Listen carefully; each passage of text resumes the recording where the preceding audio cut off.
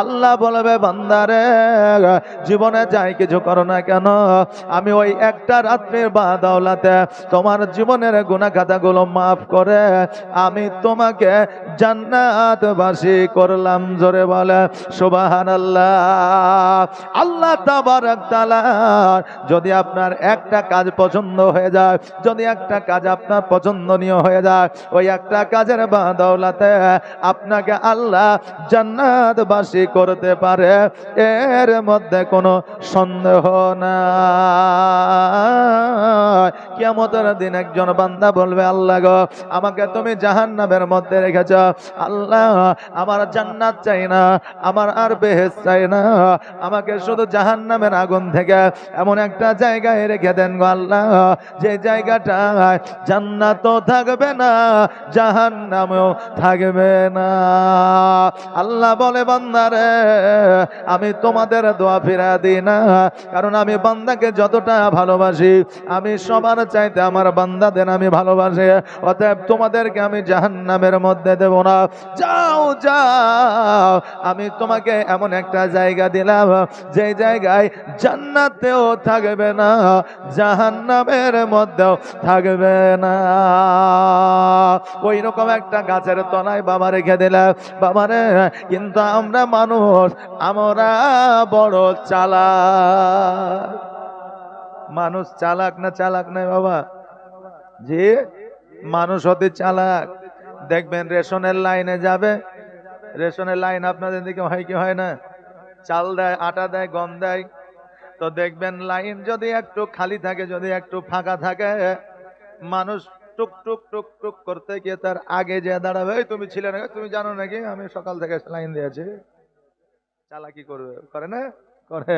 স্বাস্থ্য সাথীর কার্ড যখন বাবা তৈরি হচ্ছিল, সকাল থেকে লাইন দিয়ে দাঁড়িয়ে থাকবে, এলে যাবে বলে ইট দিয়ে লাইন দিয়েছিল। হ্যাঁ, আপনাদের দিকে হয়েছে না? ওই সময় তো খবরে শুনেছিলাম যে মালদাতে মারামারি হয়েছে।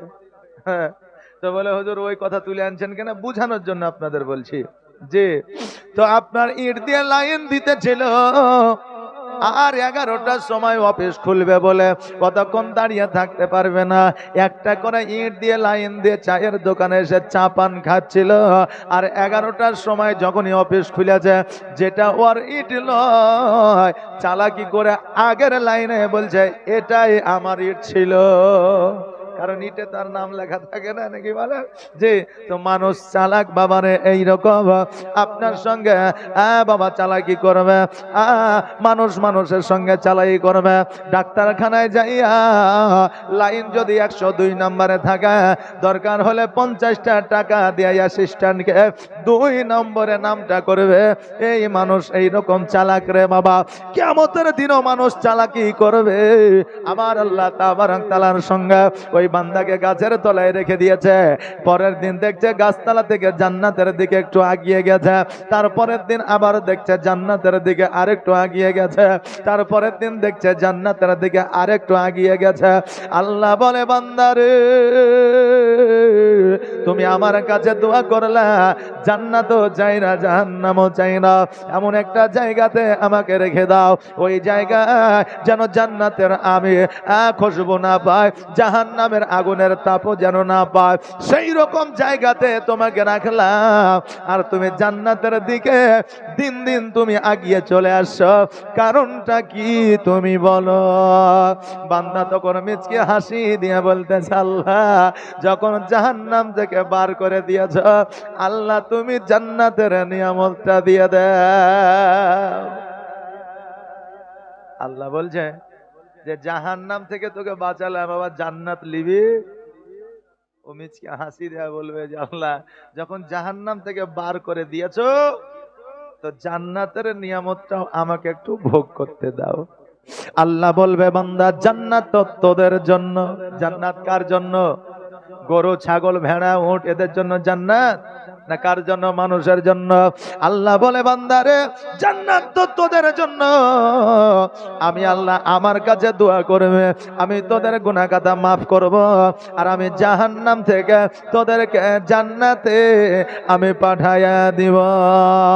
বান্দারে যা যা যা, আমি তোকে জান্নাত দিয়ে দিলাম, তোর হাসিতে আমি খুশি হয়ে গেলাম। আমার আল্লাহ তাবারাক তাআলা ওই কাজটা পছন্দ হয়ে গিয়েছিল, শুধুমাত্র একটা দোয়া করেছিল, আল্লাহ তুমি জাহান্নামেও দিও না, জান্নাতেও দিও না, এমন একটা জায়গায় রেখে দাও যে জায়গাটা আরামও হবে না, কষ্টকর হবে না, ওই জায়গাটাই দাও। এই দোয়াটা আমি আল্লাহ পছন্দ করেছে। ওই রকম বান্দারা একটা ভালো কাজ যদি করে, একটা ভালো কাজ করার কারণে আমার আল্লাহ তাবারাক তাআলা হয়তো তাকে জান্নাতবাসী করে দেবে। আমার রাসূল আকরাম সাল্লাল্লাহু তাআলা আলাইহি ওয়াসাল্লাম বলে, এ উম্মত উম্মতিরা, তোমরা রাত্রি বেলা তাহাজ্জুদের নামাজ পড়ার পরে আল্লাহর কাছে দোয়া চাও, আল্লাহর কাছে যেই দোয়াটা চাইবে আমার আল্লাহ তাবারাক তাআলা তোমার সেই দোয়া কবুল করবে। জোরে বলে সুবহানাল্লাহ। কিন্তু বাবারে, তাহাজ্জুদের নামাজ তো পড়া দূরের কথা, 5 ওয়াক্ত নামাজ আমরা পড়ি না। আর যারাই নামাজ পড়তে যায় রে বাবা, 10টার মধ্যে 9টা মুসল্লি পরের ভুল ধরার জন্য যায়। নিজের নামাজটা হইলো কিনা এর কোনো গ্যারান্টি নাই, কিন্তু আরেকজন সেন্টে, তুই যে নামাজ পড়লি তোর পাটা তো বেশি বড় ছিল, 1 পা আগিয়ে ছিল 1 পা পেছনে ছিল, তুই বলতো কটা সূরা জানিস? হয় না? হয়। আমি বলবো বাবারে, নামাজের মধ্যে এইভাবে মানুষটাকে বিরক্ত করবেন না। হয়তো আপনার এই কথার কারণে ওই মানুষটা নামাজ ছেড়ে দিবে, তাকে যদি নামাজ শেখাতে হয় বাড়িতে গিয়ে তাকে শেখান, নইলে মসজিদে পার্সোনাল ভাবে শেখান, মানুষের সামনে আঘাত করবেন না। কারণ আমার আল্লাহ তাবারাক তাআলা বলে, বান্দা তুমি যদি সূরাও না জানো, তুমি যদি কোরআন তেলাওয়াত করতেও না জানো, তুমি যদি সুবহান রাব্বিয়াল আযীম পড়তে না জানো, তুমি যদি সুবহান রাব্বিয়াল আলা না পড়তে জানো, তুমি আমাকে নিয়াত করে একটা সিজদা দিয়া দাও, আল্লাহু আকবার বলে দাও, আমি আল্লাহ ওটাই কবুল করে নিব। জোরে বলেন সুবহানাল্লাহ। নামাজি ভাইরা, আমরা মুসল্লি, নামাজ একে অপরকে পড়ি রে বাবা। কেউ লোক দেখানোর জন্য নামাজ পড়তে যায়, কেউ জান্নাতের জন্য নামাজ পড়তে যায়, কেউ মান সম্মানের জন্য নামাজ পড়তে যায়। বৃদ্ধ বয়স হয়ে গেছে, মানুষ কি বলবে এই জন্য নামাজ পড়তে যায়। কিন্তু 100-র মধ্যে 5টা মানুষ আল্লাহর উপাসনা, আল্লাহকে খুশি করার জন্য ইবাদতে যায়, বাকি 95টা লোক দেখানো, ভালো সাজার জন্য মসজিদে যায়। বাবারে, কথাটা শুনতে খারাপ লাগলেও আপনি আপনি ভেবে দেখবেন, ট্রাই করে দেখবেন, পরীক্ষা করে দেখবেন, এটাই বর্তমানে হয়ে গেছে। আগে বাবা দান করিলে জানতে পারা যাইতো না, আর এখন দান করিলে মোবাইলে দেখা যায়। মুর্শিদাবাদে দান করেছে একটা গরিব মানুষকে, মালদাহার মানুষ দেখছে যে হ্যাঁ দান করছে, কথা বুঝতে পারলেন না, দান করছে। বাবারে, এখন দুনিয়াটা আপডেট হয়েছে, এখন দুনিয়াটা এমন ভাবে আপনার আল্লাহর ইবাদত বান্দেগি করেছে। 100-র মধ্যে 95টা মানুষ বাবা লোক দেখানো ইবাদত বান্দেগি করছে। কিন্তু যারা আল্লাহ ওয়ালা হয়, কিন্তু যারা মুমিন হয়, কিন্তু যারা আল্লাহকে খুশি করার জন্য ইবাদত বান্দেগি করে, তারা জঙ্গলের মধ্যে ইবাদত বান্দেগি করে, লোক দেখানো ইবাদত বান্দেগি করে না। আল্লাহ বলছে, বান্দারে, আজকে লোককে খুশি করে কোনো লাভ হবে না, কারণ লোকে তোমাকে জান্নাত দেবে না, টাকা দেবে না, সুখ দেবে না, অসুখ থেকে দূরে রাখবে না। আজকে দুনিয়াকে রাজি করার জন্য তুমি নামাজ পড়িও না, কারণ সম্পদ তুমি পাবা না। আমি আল্লাহ, আমাকে রাজি করার জন্য তুমি ইবাদত করো। আমি আল্লাহ, আমি যদি রাজি হইয়া যাই, 10 বিঘা 20 বিঘা তো দূরের কথা, কথা, সারা জাহান তোমার হয়ে যাবে, কারণ আমি আল্লাহ সারা জাহানের মালিক। জোরে বলেন সুবহানাল্লাহ। সুবহানাল্লাহ। বাবাজি ভাইরা আমার মায়েরা, কিন্তু আমি বলবো আল্লাহর ইবাদত বান্দে করলে এমন ভাবে ইবাদত বান্দে করে আল্লাহর দরবারে এমন ভাবে দোয়া করেন যে ইবাদত আল্লাহ কবুল করবে, দোয়া আল্লাহ কবুল করবে। এমন ভাবে দোয়া করেন যে এই দোয়া কবুল করবে, আর এমন ভাবে ইবাদত করে যে ইবাদত আল্লাহর দরবারে কবুল হবে। এখন দোয়া তো দূরের কথা, এখন আমাদের মসজিদের আজানই আল্লাহর দরবারে কবুল হয় কিনা বলা মুশকিল।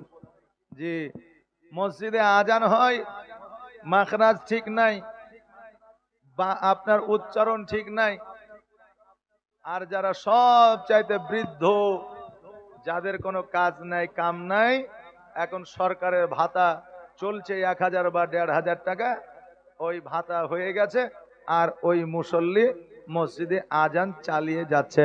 একটা তালবিলিম যে যদি দাঁড়িয়ে থাকে আজান দিব, তো অনেক জায়গা আছে যে ওকেও আজানটা দিতে দেওয়া হয় না, যে যদি আজান ওর ভালো লাগা যায় তাহলে আমার ইমাম ভাতা যাবে। কথা বুঝলেন না? আপনাদের এলাকায় হয়তো হয় না, কিন্তু অনেক জায়গায় আছে। কিন্তু তলবে ইলমের মতো আপনার শুদ্ধ ভাষায় শুদ্ধ উচ্চারণে আজান সাধারণ মানুষ দিতে পারবে না। পারবে? পারবে না। ভোর রাত্রে বেলায় আজান দেয়, আল্লাহ খুশি হোক আর না হোক, প্রায় গ্রামে খায়রুল খুশি হয়ে যায়। কারণ খুশি হয় কেন বলেন তো? যখন ভোর রাতে আজানটা দেয়, আসসালাতু খায়রুল মিনারে নাও পড়ে, অনেকেই পড়ে খায়রুল। খায়রুল বলে আমার নাম জানা আজান হবে না, কিন্তু বাবারে উচ্চারণ সেটা হয় না। আসসালাতু খায়রুম মিনান নাওম, আসসালাতু খায়রুম মিনান নাওম, আল্লাহু আকবার, আল্লাহু আকবার, লা ইলাহা ইল্লাল্লাহ। আজান যদি বাবা সুন্দর হয়, কে না জানে আজান না শ্রবণ করবে? সবাই আজান শুনবে, একমাত্র আজান আরশে আজিমে যদি পৌঁছায়, তবে হযরতে বেলালের আজান পৌঁছেছে। বেলালের আজানের গুণমান এত ছিল যে আজান আরশে আজিমে না পৌঁছালে আল্লাহ সকাল করতো না। জোরে বলেন সুবহানাল্লাহ। বাবা যে ভাইরা আসেন একবার বলে যায়, অনেক সময় অনেক আলোচনা বাবা শুরুর দিকে করতে হয়। অনেকে হয়তো ভাবছে যে আলোচনা বাড়িয়ে যাচ্ছে, কিন্তু জীবনের দিকে এখনো যায় নয়। যাবো রে বাবা জীবনের দিকে, তবে আমাদের প্র্যাকটিক্যালে কিছু জ্ঞানের দরকার আছে। বাবারে আজকে আগামীকালকে আমি ছেড়ে দিয়েছিলাম আমার দয়ার নবী মুস্তাফা সাল্লাল্লাহু তাআলা আলাইহি ওয়াসাল্লাম 6 বছর বয়সে মাকামে আব্বায় মাকে হারায়া মক্কা নগরে আসিয়া আব্দুল মুত্তালিবকে বললেন, দাদা গো মা নাই, ওই মাকামে আব্বায় দাফন করে দিয়েছি।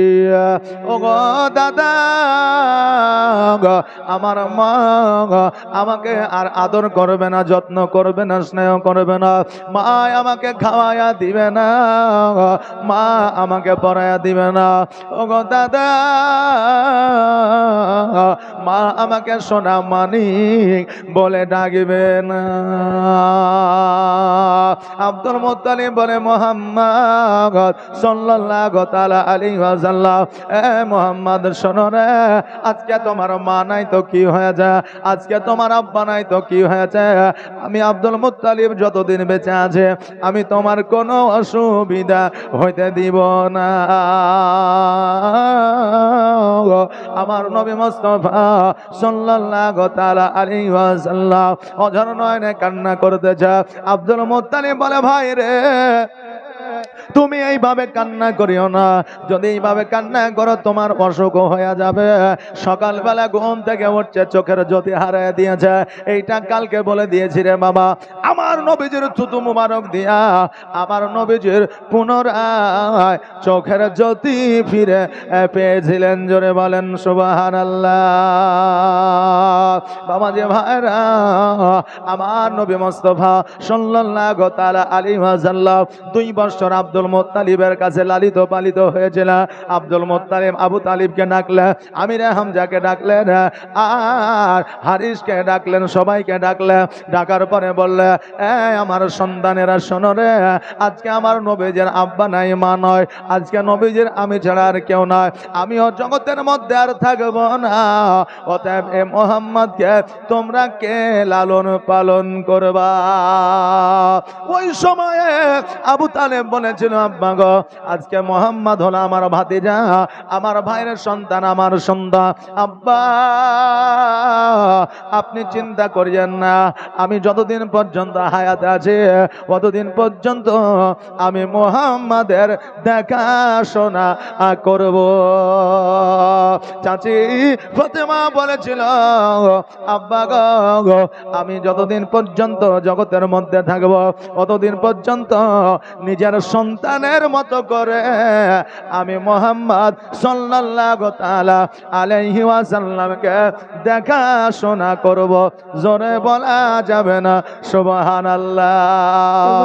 কারণ হইল জগতের মধ্যে সবার সবাই আছে রে বাবা, কিন্তু এতিমের ব্যথা বেদনা দূর করার মতো কেউ থাকে না।